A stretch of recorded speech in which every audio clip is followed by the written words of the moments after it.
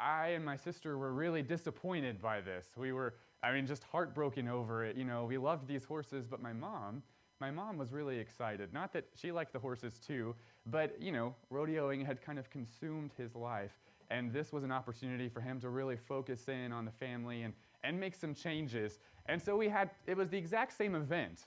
The same thing happened, but two very different reactions because we were focused on the horses and she was focused on the potential of what might come from this action. And that's essentially the idea that Peter talks about in 1 Peter chapter 1, verses 6 through 9. 1 Peter chapter 1, verses 6 through 9, where Peter says, "In this you greatly rejoice, though now for a little while, if need be, you have been grieved by various trials, that the genuineness of your faith, being much more precious than gold that perishes, though it is tested by fire, may be found to praise, honor, and glory at the revelation of Jesus Christ, whom, having not seen you love, though now you do not see him, yet believing, you rejoice with joy inexpressible and full of glory, receiving the end of your faith, the salvation of your souls." And so Peter tells us, he's been leading up to this, that God really focused on you and me specifically to offer us salvation. And he talked about in verses 3 through 5 all of the things that God has done, all that he's already accomplished, and things that he is still doing in order to help us receive the salvation that he wants us so much to have, in order to help us remain faithful to him. And so he says at the beginning of verse 6 that in this we can greatly rejoice. But then he goes on to talk about the difficulties and the trials that sometimes can get in the way of that rejoicing. Sometimes it seems like they keep us from being able to rejoice because sometimes life is just hard. Sometimes things just don't go the way that we feel like they should go, and that really sometimes drags us down. And so Peter tells us that even when our rejoicing is threatened by trials, that we have a choice on what we are going to focus on. We can pick our focus for even in the events, the trials of life. And so I'd like to look at that this morning, two different thoughts from verses 6 through 9 about how we can pick our focus. And the first is that we can pick whether we're going to focus on the present burden or we can focus on the expected blessings that God wants so much to give us. That's in verse 6 when he says that we can greatly rejoice, but now for a little while, if need be, we have been grieved by various trials, so that the genuineness of your faith, being much more precious than gold that perishes, though it is tested by fire, may be found to praise, honor, and glory at the revelation of Jesus Christ. He essentially gives us a contrast here. Two different things that we can focus on, even in the exact same event, whatever it is that we're struggling with that's happening. There's things that grieve us, that we can focus on the trials. We can focus on that which perishes. We can focus on testing. Who wants to be tested, right? We can focus on that side. Or there's the greatly rejoicing. There's something that's precious. There's praise and honor and glory. Both of those things are true in one situation. The question is, which one do you choose to look at? Which one do you choose to see biggest in your life?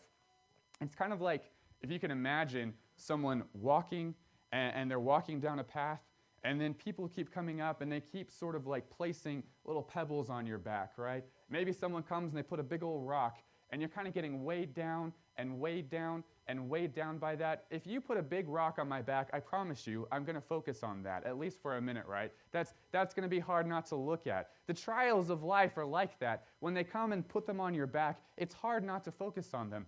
But what Peter describes is almost like a robe that can distract you from it.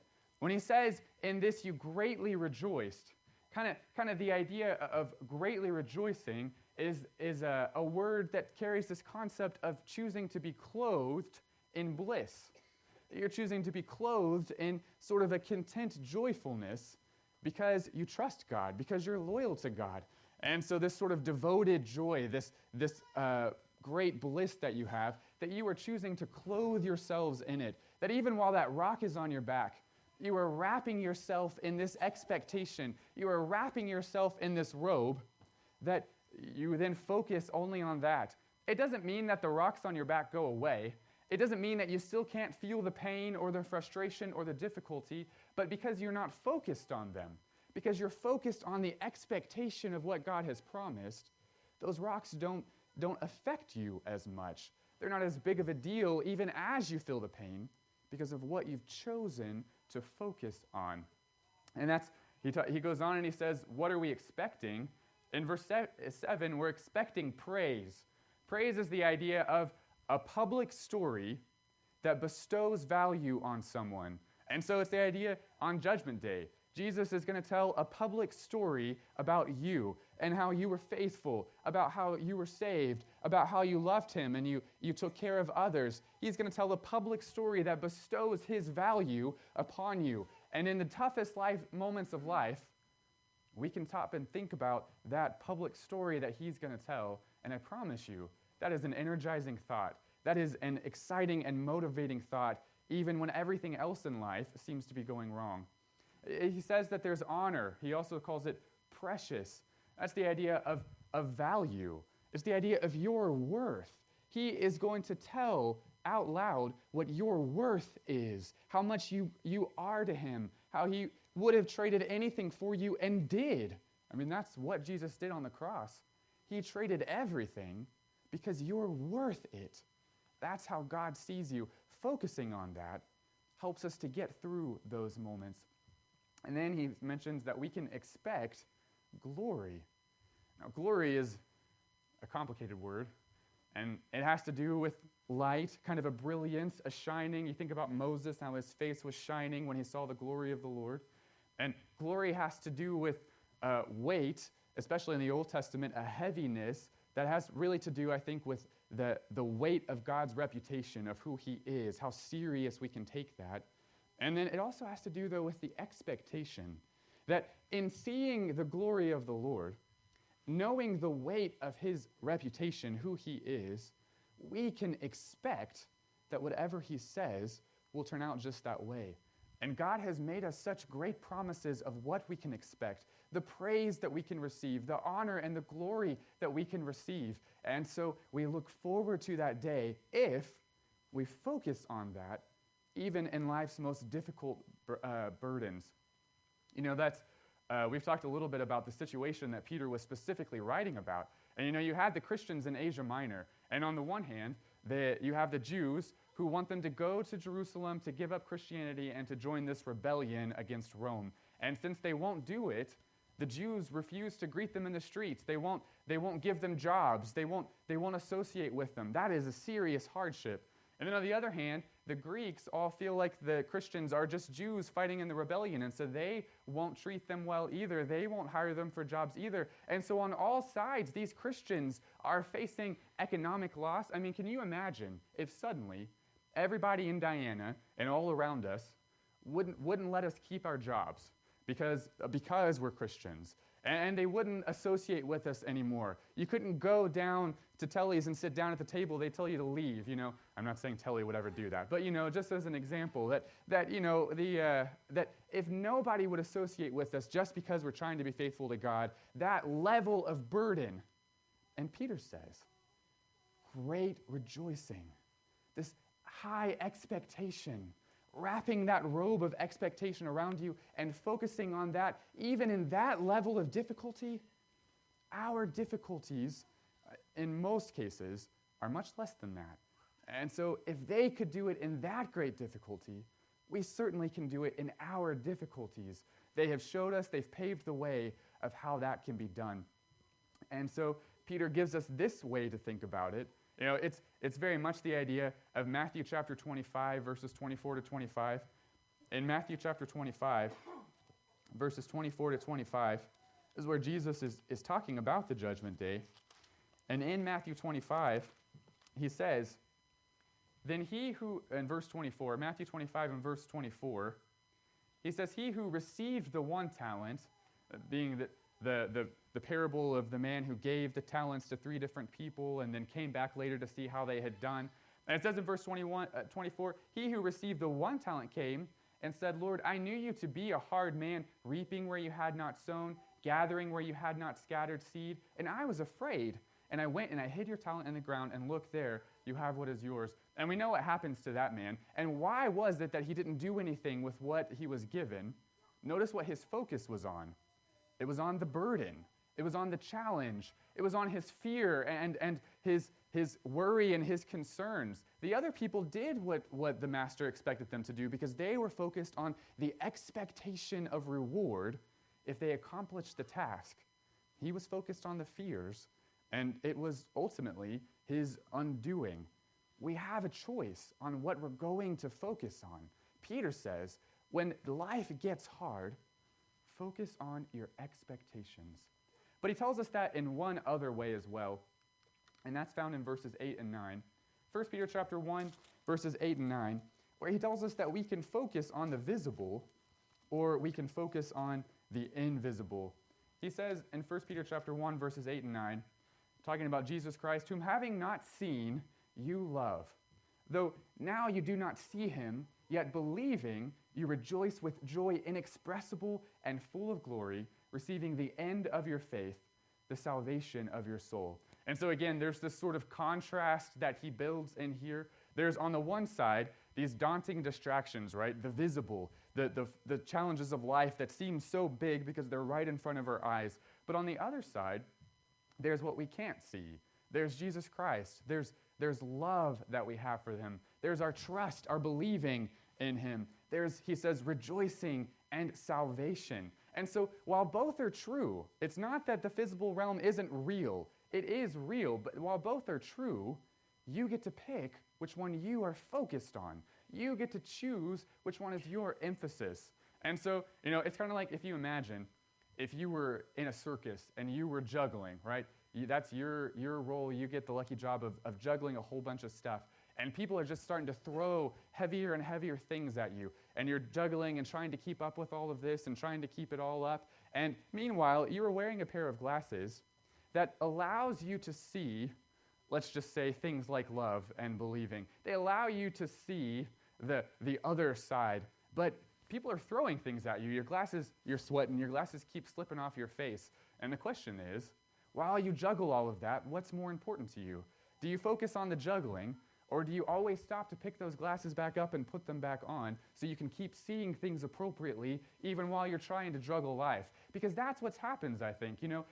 We intend to focus on the spiritual. We really do want to focus on eternity and God and all of the good things. But life just keeps throwing things and we forget. We get out of the morning and say, today, my meditation, my focus is going to be on the fruit of the Spirit, or on this, or on that. But then, someone calls you at 8 o'clock, or you get to work and someone says something, or, you wake up and realize your dishwasher flooded overnight and your house is full of water, or whatever it is, and you forget what you were going to focus on because you're just juggling life. Peter says those things will happen. But train yourself to always stop and pick those glasses up and put them back on, because you, even in those moments, you get to pick what you focus on. You get to choose what's most important to you. And so he talks about focusing on love, that sacrifice to build a relationship. In particular, sacrificing whatever it takes to build a relationship with God. He focuses on believing, that we trust him, that we trust him so much that even when life gets really hard, we still obey him because we know that how he says it will always make things work out absolutely best. We focus on rejoicing. That's the same word, actually, of putting on that robe, that loyal bliss, that even when things are hard, you trust him so much that you have a sort of internal peace that surpasses understanding. You have a sort of contentment, even in the most difficult parts of life, like Paul talked about, his shipwreck. He's floating around out in the ocean. He could drown or die of thirst or starvation. And he says, I can do all things through Christ who strengthens me. He can even strengthen me to be content when I'm floating in the ocean, possibly dying, because I trust him that much. He chose what he was going to focus on, even in those difficult times. And then he says we're focusing on joy inexpressible. I like that phrase because it's really weird. Joy is at its root the idea of a greeting, right? That's back in verse 2. He says grace, that Greek greeting, the same core word for joy. At its root, joy has the idea of what you hope for someone. Joy, grace, I am hoping that you have God's favor. And so he says a greeting inexpressible, a greeting that you can't say out loud fully. You don't know how to express. Have you ever almost lost someone that you loved? You know, they were in the hospital, maybe they were in surgery, they were going through something, and you just really didn't know if you were ever going to get to see them again. Something happened, and you are concerned about them, but they made it through. And when you saw them for the first time after that, you didn't know how to express how relieved and happy and joyful, how much love you have for them. You couldn't find the words to say everything that you felt in that moment. A greeting inexpressible. That's what it's going to be like when we get to Judgment Day. There will be no real words for us to describe how we feel, what excitement and joy and peace and happiness we feel on that day. There'll be no real way to express how relieved we are to finally be there with God. We are with him now, but it's not the same as it will be then. There's no real way to express that for us. Joy inexpressible. When life gets hard, when somebody cuts you off on your way to work, and what you really want to do is yell for the next 30 minutes while your kids just kind of cover their ears and roll their eyes, you know. When things like that happen, you have a choice. You can focus on, you know, how idiotic that driver is and all of the things that you wish that you could tell him or her. Or you can take that moment to say, this is an opportunity to focus on what's coming. You can think to yourself about that joy inexpressible, that feeling that you will have when you get to Judgment Day that will make this moment and doing the right thing in this moment so worth it when you get there. And so he says then that we also will expect to be full of glory. Remember, glory was ultimately that idea of that expectation. Because of who God is, we expect so much from him, and it's overwhelming, it's overflowing, full of expectation, that our lives should be overflowing and overwhelming with this excitement, this expectation, this hope of what God has promised us, and we can be that way every day if we are focused on that every day. But I'm just like you. Well, I tend to focus here. I tend to focus on the problems. I tend to focus on the difficulties, and I lose sight of all the overflowing joy that I should be having as I think about that day through the most difficult parts of life. And so, you know, it's one of the few things that you are in control of. You can't control always the things that happen to you. You can't control the consequences of your past mistakes. You can't control a lot of things. You can't control how other people treat you. You can't control what your own family does. You can't control what your own church family does. You certainly can't control the world. You can control very little, but this is one of the few things you can really control: what you focus on. And so, you know, I think what Peter has done here is essentially, Peter has done what people did with the Twin Towers not long after 9/11. You know, before 9/11, the Twin Towers meant something. And if you knew what they meant World Trade, right? But even if you didn't know what they meant just New York City. They kind of meant something. On 9/11, the Twin Towers meant something new and different. And they meant something terrifying, and they meant something that struck fear in everybody's hearts. And I was young, but I remember that day, and I remember how the grown-ups around me were acting, and I was terrified myself. The Twin Towers were a terrifying symbol, but it wasn't long before people started taking that Twin Tower symbol, and they started putting it in different kinds of material that they would share, and it started to take a new form, so that when we saw the Twin Towers, instead of fear, what we thought of was how we all came together for a moment. What we thought of was the hope that we had at the unity that a nation could have, how we could overcome extreme difficulties as a nation and survive. And so the Twin Towers became a symbol of hope. Now, the event didn't change. The event was the same either way. It was what we focused on when we see those Twin Towers that made the difference as to how we overcame or didn't overcome them. And I think that's what Peter has done here. You know, it's interesting.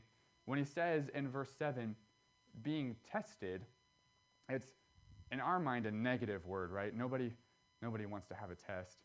But literally, tested means to be ready, proven ready for a welcome. By going through the difficulties of life, you are showing that you are ready for that welcome of Matthew 25. Well done, my good and faithful servant. Enter into the joy of your Lord.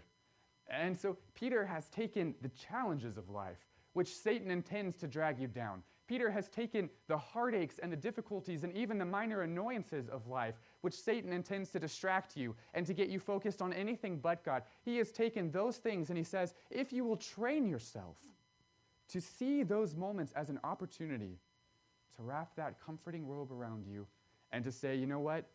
This is frustrating and I hate it and I'm angry and I'm disappointed and I'm weeping and crying or whatever it is. That's true. But I don't have to keep thinking about this. I can focus instead. I can turn every difficulty of life into a symbol that makes me think about eternity. I can turn every challenge in life into a symbol that causes me to remember the promises and the expectations, the praise and the honor and the glory, all the things that God so much wants to give us. Every difficulty in life can become that 9/11 symbol for you of what we're hoping for if we'll train ourselves to see them that way, to train ourselves to automatically respond to difficulties that way. It doesn't mean the difficulties go away.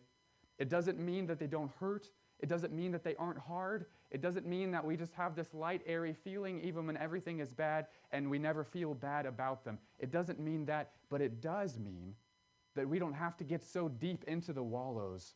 We can pick ourselves up and keep moving with our focus and our joy still intact